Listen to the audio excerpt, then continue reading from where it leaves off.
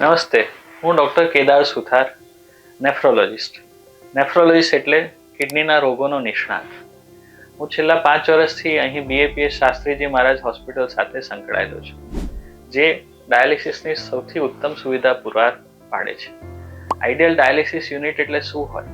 Ideal dialysis વિભાગ એટલે કે જેમાં દર્દીઓનું ડાયાલિસિસની તો ઝીણવટભરી કાળજી લેવાતી જ હોય, પણ એની સાથે એની કિડનીની બીમારીઓ, BP, diabetes, nutrition, vaccination, infection ના લાગે, એની એમ્પેથેટિક કેર કે એને બાકીના જે ઇમોશનલ સપોર્ટની રિક્વાયરમેન્ટ હોય, ટ્રાવેલિંગ, સામાજિક સંજોગો પ્રમાણે એના ડાયાલિસિસની દેખરેખ રાખવી, ઓવરઓલ હેલ્થની કાળજી રાખવી, માઇનર ઇસ્યુથી લઈને મોટા કોમ્પ્લિકેશન્સમાં સારવાર અને સપોર્ટ પૂરો પાડવો, આ બધી જ વસ્તુ એક આઈડિયલ ડાયાલિસિસ યુનિટમાં હોય.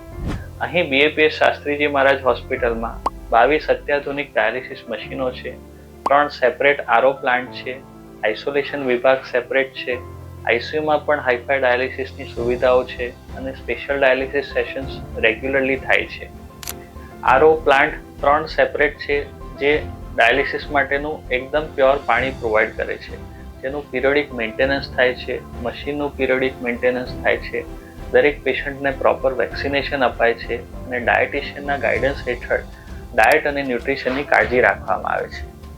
એમની બાકીની બીમારીઓની પણ દરેક ડાયાલિસિસ વિઝિટ પ્રમાણે એની સમીક્ષા કરવામાં આવે છે અને ઓવરઓલ વિઝિબલ હેલ્થ ઇમ્પ્રૂવ થાય ત્યાં સુધી પૂરતા પ્રયત્નો કરવામાં આવે છે.